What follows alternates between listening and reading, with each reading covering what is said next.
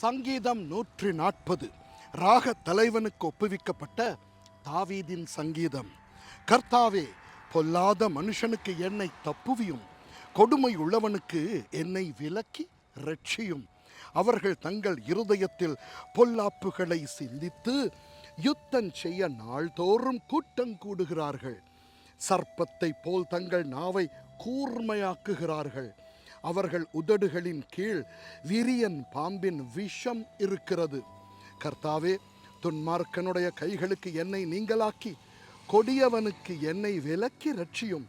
அவர்கள் என் நடைகளை கவிழ்க்க பார்க்கிறார்கள். அகங்காரிகள் எனக்கு கண்ணியையும் கயிறுகளையும் மறைவாய் வைக்கிறார்கள். வழியோரத்திலே வலையை விரித்து எனக்கு சுருக்குகளை வைக்கிறார்கள். நான் கர்த்தரை நோக்கி, நீர் என் தேவன் என்றேன். கர்த்தாவே, என் விண்ணப்பங்களின் சத்தத்துக்கு செவி கொடும். ஆண்டவராகிய கர்த்தாவே, என் ரட்சிப்பின் பெலனே, யுத்த நாளில் என் தலையை மூடினீர்.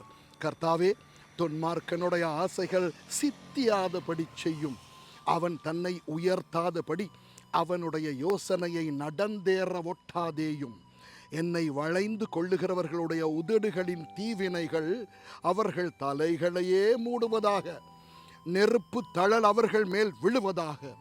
அக்கினியிலும் அவர்கள் எழுந்திருக்க கூடாத படுகுழிகளிலும் தள்ளப்படுவார்களாக. பொல்லாத நாவுள்ளவன் பூமியிலே நிலைப்பதில்லை. கொடுமையான மனுஷனை பறக்கடிக்க பொல்லாப்பு அவனை வேட்டையாடும். சிறுமையானவனின் வழக்கையும் எளியவர்களின் நியாயத்தையும் கர்த்தர் விசாரிப்பார் என்று அறிவேன். நீதிமான்கள் உமது நாமத்தை துதிப்பார்கள். செம்மையானவர்கள் உமது சமூகத்தில் வாசம் பண்ணுவார்கள். ஆமென்.